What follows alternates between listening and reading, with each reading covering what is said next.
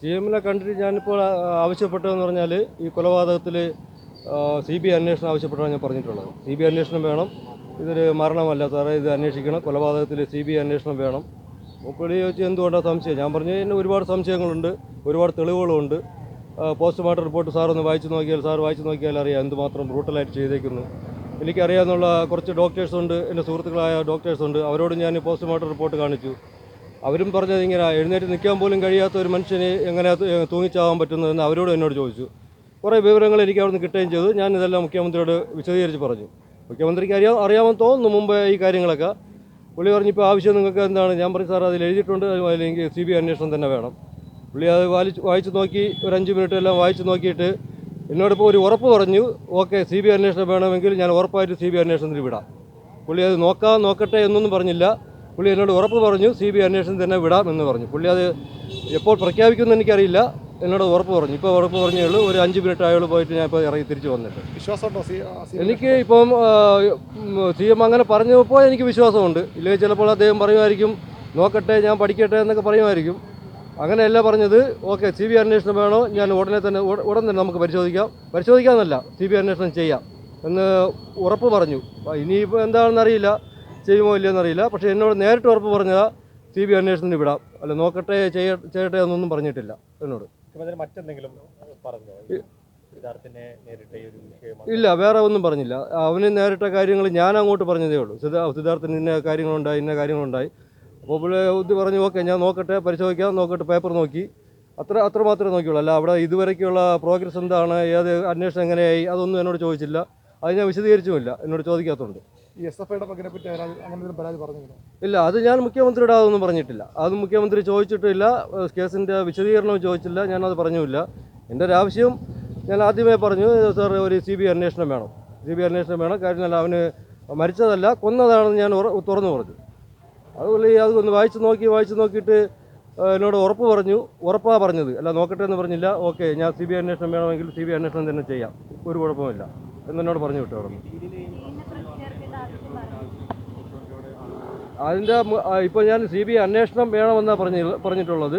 CBI അന്വേഷണം വരുമ്പോഴേ വേണമെങ്കിൽ ആ ഡീനിൻ്റെയും കാര്യങ്ങളും എല്ലാം ഞാൻ തുറന്നു പറയും. അത് പോരാത്തതിന് ഇതിൻ്റെ കേസ് അന്വേഷണ ഉദ്യോഗസ്ഥനെതിരെ ഞാൻ കറക്റ്റ് ഉദ്യോഗസ്ഥനോട് പറഞ്ഞ ഈ ഡീനിൻ്റെയും അസിസ്റ്റൻറ്റ് വാർഡൻ അവരെല്ലായിടത്തും ഞാൻ പറഞ്ഞു, അവരെക്കുറിച്ചുള്ള ആരോപണമല്ല, അവരെക്കുറിച്ചുള്ള തെറ്റ് അവരെന്താണായാലും മറച്ചു വെച്ചത്, അവരെ പ്രതി ചേർക്കണം, അവർ കൊലക്കുറ്റത്തിന് പ്രതി ചേർക്കണം എന്ന് തന്നെയാണ് ഞാൻ പറഞ്ഞിട്ടുള്ളത്. അതിനുള്ള വ്യക്തമായ തെളിവ് എൻ്റെ കയ്യിലുണ്ട്, അവിടുത്തെ കിട്ടിയ സുഹൃത്തുക്കളെ എന്നുള്ള തെളിവുണ്ട്, പിന്നെ ബാക്കി എല്ലാ തെളിവുമുണ്ട് അവർക്കെതിരായി. പിന്നെ ഇന്ന് ആൻറ്റി റാഗിംഗ് സ്ക്വാഡിൻ്റെ ഒരു റിപ്പോർട്ട് ഞാൻ നിങ്ങളെ കണ്ടെന്ന് വിചാരിക്കുന്നു. ആ റിപ്പോർട്ടിൽ വളരെ വ്യക്തമായി പറയുന്നുണ്ട്, അതാരും കണ്ടുപിടിച്ചതല്ല, വേറെ ആരും കണ്ടുപിടിച്ചതല്ല, ഡൽഹിയിലുള്ള ആൻറ്റി റാഗിംഗ് സ്ക്വാഡ് കണ്ടുപിടിച്ചിട്ട് ഡീനിന് കൊടുത്ത റിപ്പോർട്ടാണ്. ആരൊക്കെ ഇപ്പോൾ പുതിയതായിട്ട് ഒരു പ്രതിയും കൂടെ അതിൽ വന്നിട്ടുണ്ട്. ആ പ്രതി ഇതുവരെയും പോലീസ് കണ്ടുപിടിച്ചിട്ടില്ല. അവൻ്റെ കൂട്ടുകാരൻ എൻ്റെ വീട്ടിൽ വന്ന് അവൻ്റെ അമ്മയുടെ കയ്യിൽ നിന്ന് ആഹാരമായി കഴിച്ചിട്ട് പോയ ദേവരാഗ് എന്ന് പറഞ്ഞ കൂട്ടുകാരൻ, അവൻ്റെ പേര് ഇപ്പോൾ ഇന്ന് ഇതിൽ വന്നിട്ടുണ്ട്, ഇന്ന് ആൻറ്റി റാഗിംഗ് സ്ക്വാഡിൽ. അത് പോലീസ് റിപ്പോർട്ട് ഇതുവരെയ്ക്ക് വന്നിട്ടില്ല. അതുകൊണ്ട് എനിക്ക് സംശയമുണ്ട്, ആരൊക്കെയോ ഇതിൽ സമ്മർദ്ദം ചെലുത്തുന്നുണ്ട്. അതുകൊണ്ടാണ് ഇത് വന്നിട്ട് ഇങ്ങനെ നടക്കുന്നത്. ഡീനിനെതിരെയും കാന്തനാഥിനെതിരെയും അസിസ്റ്റൻറ്റ് വാർഡൻ കൊലക്കുറ്റത്തിന് തന്നെ അവർക്ക് കേസെടുക്കണം. മാത്രമല്ല ഈ സസ്പെൻഷനിലായി നിന്നിട്ട് കാര്യമില്ല, അവരെ സർവീസിൽ നിന്ന് മാറ്റിയിട്ട് അവരെ ഡിസ്മിസലാക്കി മാറ്റി നിർത്തി കേസ് അന്വേഷിക്കണം. അത് പോരാത്തതിന് 2019 മുതൽ ഇങ്ങോട്ടുള്ള ഏകദേശം 5-6 വർഷത്തിൽ അവിടെ ഒരുപാട് ആത്മഹത്യകൾ നടന്നിട്ടുണ്ട്, ഒരുപാട് അപകടം നടന്നിട്ടുണ്ട്, മരണം നടന്നിട്ടുണ്ട് ആ കോളേജിൽ.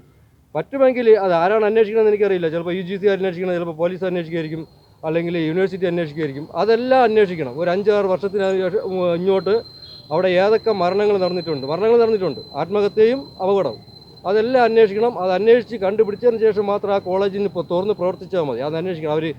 ഇപ്പോൾ എനിക്ക് പറയാൻ പറ്റില്ല, അങ്ങനെയാണ് ഞാൻ എൻ്റെ വികാരവും പറയുന്നത്. അതിനുള്ള നിയമവശം എനിക്കറിയില്ല. കോളേജിൽ ഇപ്പോൾ തിങ്കളാഴ്ച മുതൽ തുറക്കുന്നു എന്ന് പറഞ്ഞു. തിങ്കളാഴ്ച മുതൽ അങ്ങനെ തുറക്കണ്ട, ഇതിനൊരു തീരുമാനമായിട്ട് അറിഞ്ഞിട്ട് തുറന്നാൽ മതി. ഇത്രയും പേര് വന്നല്ലോ പ്രതിയിൽ, ഡീന് വന്നു, കാന്തനാഥൻ വന്നു, എല്ലാവരും വന്നു. അവരെ കൊലക്കുറ്റത്തിന് ചേർക്കട്ടെ, 302 വകുപ്പ് ചേർത്ത് കൊണ്ടുപോയിട്ട് തുറക്കണോ വേണ്ടെന്നുള്ള കാര്യം അവർ ആലോചിച്ചാൽ മതി.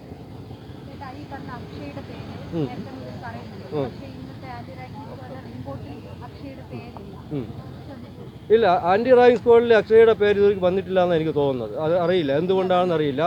അവനെ ഈ അവസാന 3 ദിവസം വരെ അവൻ്റെ ഫോൺ കൺട്രോൾ ചെയ്തതും അവൻ്റെ റൂമിൽ അവൻ്റെ അമ്മ വിളിക്കുമ്പോഴെല്ലാം കൂടെ ഉണ്ടായിരുന്ന ഈ അക്ഷയ, ഈ പീഡനം നടക്കുമ്പോഴും എല്ലാ സമയവും അക്ഷയ കൂടെ ഉണ്ടായിരുന്നത്. മരണസമയം കഴിഞ്ഞിട്ട് പോലും, മരണസമയത്ത് ഹോസ്പിറ്റലിൽ നിന്നായിട്ട് പോലും അവൻ്റെ അമ്മ ഫോൺ വിളിക്കുന്നത് സിദ്ധാർത്ഥനെ കിട്ടാത്തതുകൊണ്ട് അവൻ അക്ഷയ. അവൻ്റെ അമ്മ വിചാരിച്ചു മകൻ ഇപ്പോഴും ജീവനോടെ ഉണ്ട് എന്നുള്ള രീതിയിലാണ് വിളിക്കുന്നത്.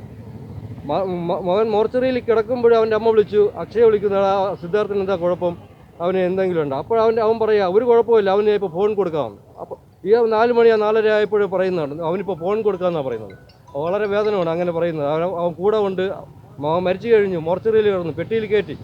എന്നിട്ട് അക്ഷയ് പറയുക അവനൊരു കുഴപ്പമില്ല, വെയിറ്റ് ചെയ്യുക ആൻറ്റി, ഞാൻ ഇപ്പോൾ ഫോൺ കൊടുക്കാമെന്ന്. അതുപോലെ തന്നെ ഉണ്ട് ഇന്നലെ അവൻ്റെ കൂടെ വേറൊരു കൂട്ടുപ്രതി ഉണ്ടായിരുന്നു. നെടുമങ്ങാട് ഗവൺമെൻറ് ഹോസ്പിറ്റലിലെ ഒരു ഗൈനക്കോളജിസ്റ്റ് ബിന്ദു സുന്ദർ. ഈ മരണം കഴിഞ്ഞ് അന്ന്, കൊലപാതകം കഴിഞ്ഞ് അന്ന് തന്നെ ഓടി എൻ്റെ വീട്ടിൽ വന്ന്, അവർ പ്രാക്ടീസ് ചെയ്യുന്ന എൻ്റെ വീട്ടിൽ തൊട്ടടുത്താണ്. അവർ ഓടി വന്ന് വീട്ടിൽ വന്ന് പറയുക, അത് എൻ്റെ മകനാണ് വാതിൽ ചവിട്ടി തുറന്നത്, അവൻ തൂങ്ങി നിൽക്കണ കണ്ടിട്ട് എൻ്റെ മകൻ വാതിൽ ചവിട്ടി തുറന്ന് അവൻ്റെ കാല് മുറിഞ്ഞിട്ടുണ്ട്, കാലിലെന്തോ ഉൾക്കൊണ്ടു എന്ന് പറഞ്ഞിട്ട് അവന് എവിടെ വേണമെങ്കിൽ വന്ന് പറയാമെന്ന് പറഞ്ഞിട്ടുണ്ടെന്ന്. ഒരു 2 ദിവസം കഴിഞ്ഞിട്ട് അവർ നേരെ അവർ തലതിരിഞ്ഞു. അവർ പറഞ്ഞ് പിന്നെ അവിടെ നിന്ന് അറിഞ്ഞത് ഒരു നോർത്ത് ഇന്ത്യക്കാർ കുട്ടികളാണ് ചവിട്ടി പൊളിച്ചത്. അപ്പോൾ നമുക്കും സ്വാഭാവികമായിട്ടും നാട്ടുകാർക്കും ഒരു സംശയം ഉണ്ടായി, ബിന്ദു സുന്ദറിൻ്റെ മകന് റോഹനും ഇതിൽ പങ്കുണ്ട്, ഈ മരണത്തിൽ കൊലപാതകത്തിൽ പങ്കുണ്ട്. ഞാനത് എവിടെ വേണമെങ്കിലും പറയാൻ ഞാൻ എഴുതിയും കൊടുക്കാൻ തയ്യാറാണ്. വെറുതെ ഞാൻ ഒരു കാര്യം ഇതുവരെയ്ക്കും ആരോപിച്ചിട്ടില്ല. അവന് ഇതിൽ വ്യക്തമായി പങ്കുണ്ട്. അവന് ചവിട്ടി തുറന്നിട്ട് പറഞ്ഞിട്ടുണ്ടെങ്കിൽ പിന്നെ അവരെന്തുകൊണ്ട് ബാക്ക് തിരിഞ്ഞു, പുറംതിരിഞ്ഞു, അല്ലെങ്കിൽ ഡയറക്റ്റ് അല്ലെങ്കിൽ ഇൻഡയറക്റ്റ് ആയിട്ട് അവന് ഈ റോഹൻ നല്ല രീതിയിൽ പങ്കുണ്ട്. അക്ഷയ്ക്ക് പങ്കുണ്ട്. അക്ഷയുടെ അച്ഛൻ അവിടെ നല്ല ഒരു പ്ലാനറാ, ഒരു നല്ല രാഷ്ട്രീയക്കാരനോ. അതുകൊണ്ടായിരിക്കും ഈ അക്ഷയെ തൊടാതെ വെച്ചിരിക്കുന്നത്. എനിക്കറിയില്ല എന്താണെന്ന്. നിങ്ങൾ കണ്ടുപിടിച്ച് കഴിഞ്ഞാൽ അത്രയും നല്ലത്. ഞാനത് പോലീസിനോടും പറഞ്ഞിട്ടുണ്ട്. ഇത്രയും സംശയങ്ങളെല്ലാം ഉള്ളത് കൊണ്ടാണ് ഞാൻ ഈ CBIക്ക് അന്വേഷണം ബഹുമാനപ്പെട്ട മുഖ്യമന്ത്രിക്ക് ഞാൻ കൊടുത്തത്. അദ്ദേഹം അത് ഉറപ്പ് തന്നത് അതുകൊണ്ടാണ്. ഞാൻ അതിൽ കുറച്ച് തൃപ്തനുമാണ് അദ്ദേഹം പറഞ്ഞില്ല. അല്ല, അതറിയില്ല, ഏത് നേതാവാണെന്ന് എനിക്കറിയില്ല. അക്ഷയുടെ അച്ഛൻ ഒരു നേതാവാണെന്ന് എനിക്കറിയാം. അത് കോൺഗ്രസ് ആണോ കമ്മ്യൂണിസ്റ്റ് ആണോ ഏതായാലും അതെനിക്ക് വിഷയമുള്ളതല്ല. ഞാൻ ആ രാഷ്ട്രീയത്തിലോട്ട് എനിക്ക് പോകാൻ താല്പര്യമില്ല. ഒരു നേതാവാണ് എനിക്കെന്നറിയാം. വലിയൊരു പ്ലാനറാണെന്നും എനിക്കറിയാം. അവിടെ വലിയൊരു പ്ലാനറാണ്. ഈ രണ്ട് മാത്രമേ എനിക്കറിയാവൂ. അവർ കണ്ടുപിടിക്കട്ടെ. ഇതുവരെയ്ക്കും അവിടെ ആരോ ഏതൊക്കെയോ പ്രമുഖ നേതാക്കളെ അവർ സംരക്ഷിച്ചുകൊണ്ടിരിക്കുന്നു. പേപ്പറിലും കണ്ടു, പത്രത്തിലും കണ്ടു, നല്ല പ്രമുഖരായ നേതാക്കൾ സംരക്ഷിച്ചുകൊണ്ടിരിക്കുന്നു. അതും എനിക്ക് വിഷയമില്ല, അവർ സംരക്ഷിക്കട്ടെ. പക്ഷേ പ്രതിപട്ടികയിൽ കൊണ്ടുവരണം. ഈ 302 വകുപ്പ് ഇട്ടിട്ട് പ്രതിപട്ടികയിലും അക്ഷയെ കൊണ്ടുവന്നേ പറ്റുള്ളൂ. അത് വേറെ യാതൊരു കോംപ്രമൈസും ഇല്ല. ഈ മർദ്ദിക്കുന്നത് കണ്ടു എന്നുള്ളൊരു മൊഴി അക്ഷയ് പോലീസിന് കൊടുത്തു എന്ന് പറയുന്നു. അപ്പോൾ ഈ കേസിലൊരു പ്രധാന സാക്ഷിയായിട്ടല്ലേ അക്ഷയ് മാറുക? ഇല്ല, പ്രധാന സാക്ഷിയാവേണ്ട കാര്യമില്ല. അക്ഷയ് സാക്ഷിയല്ല. മർദ്ദിക്കുന്ന പ്രതി എന്ന് പറഞ്ഞാൽ അതിപ്പോൾ വളച്ചൊടിച്ച് കൊണ്ടുവരിക, വേണമെങ്കിൽ അവനൊരു മാപ്പ് സാക്ഷിയാക്കുക കൊണ്ടുവരിക, അല്ലെങ്കിൽ ഒരു സാക്ഷിയാക്കുക, ആ രീതിയിലാണ് കൊണ്ടുവരുന്നത്. അതല്ല ചെയ്യേണ്ടത്. അക്ഷയെ 302 വകുപ്പ് പ്രകാരം കൊലക്കുറ്റത്തിന് കേസ് എടുത്തതിന് അക്ഷയ് ഇതിലോട്ട് കൊണ്ടുപോകണം. ഇപ്പോൾ അക്ഷയായിട്ട് അക്ഷയ സൗജന്യത്തിൽ ഇങ്ങനെ കണ്ടെന്ന് പറയേണ്ട, അല്ലെങ്കിൽ ഒരു റിപ്പോർട്ട് കൊടുക്കേണ്ട, ശരി മാപ്പ് സാക്ഷിയാക്കുക അല്ലെങ്കിൽ സാക്ഷിയാക്കുക. അക്ഷയ് സാക്ഷിയല്ല, അക്ഷയ് പ്രതിയാണ്. 100% അക്ഷയ് പ്രതിയാണ്. എനിക്ക് നല്ല ഉറപ്പുണ്ട്. ഈ ആന്റി റാഗിംഗ് സെല്ലിന്റെ റിപ്പോർട്ടിൽ പോലും പേരില്ലാത്ത ഒരാളെ എങ്ങനെയായിരിക്കും, എന്താണ് അക്ഷയ്ക്കെതിരെയുള്ള ഒരു എവിഡൻസ്? നിങ്ങളുടെ കയ്യിലുള്ള എന്തെങ്കിലും സംഭവം? ഇല്ല, അക്ഷയ് ആണല്ലോ ഇപ്പം ആ വീട്ടിൽ ഫോൺ ചെയ്തുകൊണ്ടിരിക്കുന്നത്. ഏത് സമയം വീട്ടിൽ ഇത്രയും ഈ പ്രശ്നം നടന്നു, പീഡിപ്പിച്ചുകൊണ്ടിരിക്കുന്നു. ആ സമയത്തല്ല അക്ഷയാണ് നമ്മൾ വീട്ടിൽ വിളിച്ചുകൊണ്ടിരിക്കുന്നത്. അക്ഷയ്ക്കെല്ലാം നല്ല രീതിയിൽ ഇത് അറിയാം. ഈ പീഡനം നടക്കുമ്പോഴേ അറിയാം, കൊലപാതകം നടക്കുമ്പോഴേ കാര്യവും അറിയാം. ആ സമയത്തല്ല അക്ഷയ്ക്ക് നല്ലവണ്ണം അറിയാം. എന്തുകൊണ്ട് ഇതിൽ പേര് വന്നിട്ടില്ല എന്നുള്ള കാര്യം എനിക്കറിയില്ല. അത് ചിലപ്പോൾ ആൻറ്റി റാഗിംഗ് സ്ക്വാഡ് അടുത്തൊരു അന്വേഷണം വരുമ്പോൾ ചിലപ്പോൾ കണ്ടെത്തുമായിരിക്കും. അടുത്ത അന്വേഷണം വരുമ്പോൾ കണ്ടെത്തണം. കാര്യം എന്നാൽ ഇതുവരെയ്ക്കും പ്രതിപട്ടികയിൽ ഇല്ലാത്ത ഒരാളുടെ പേര് വരെ വന്നു, ദേവരാജ് എന്ന് പറഞ്ഞിട്ട്. പ്രതിപട്ടികയില്ല. അവനെ ബ്രൂട്ടലായിട്ട് അവൻ്റെ റൂംമേറ്റ്സാണ് ബ്രൂട്ടലായിട്ട് ഉപദ്രവിച്ചില്ല. അവൻ്റെ പേരുമുണ്ട്, ദേവരാജിൻ്റെ പേര്. അതെങ്ങനെ വന്നു? പോലീസ് റിപ്പോർട്ടിൽ ഇതുവരെയും വന്നിട്ടില്ല. അതെന്തുകൊണ്ട് വന്നിട്ടില്ല? അപ്പോൾ ഓരോ കാര്യം ആൻറ്റി റാഗിംഗ് സ്ക്വാഡ് കണ്ടുപിടിച്ച് കൊടുക്കണം. ഇല്ലെങ്കിൽ എനിക്ക് കിട്ടിയ അറിവ് ഞാൻ കണ്ടുപിടിച്ച് കൊടുക്കണം. എനിക്ക് IBയിൽ ജോലിയൊന്നുമില്ല, ഇത് കണ്ടുപിടിച്ച് കൊടുക്കാം. എനിക്ക് കിട്ടിയ അറിവുകളെല്ലാം ഞാൻ കൊടുത്തു. അതുവരെയുള്ള അന്വേഷണങ്ങൾ തന്നെ ഇതുവരെയ്ക്കും വന്ന് നിൽക്കുന്നുള്ളൂ. അതിൽ കൂടുതൽ പോയിട്ടുണ്ടോയെന്നറിയില്ല. അത് ഞാൻ ഉദ്യോഗസ്ഥൻ ഒരിക്കലും കുറ്റം പറയുന്നില്ല, അതിലെനിക്ക് താല്പര്യവുമില്ല. ഉദ്യോഗസ്ഥൻ നല്ല രീതിയിൽ കൊണ്ടുപോയായിരിക്കും, അല്ലെങ്കിൽ കൊണ്ടുപോകുന്നുണ്ട്.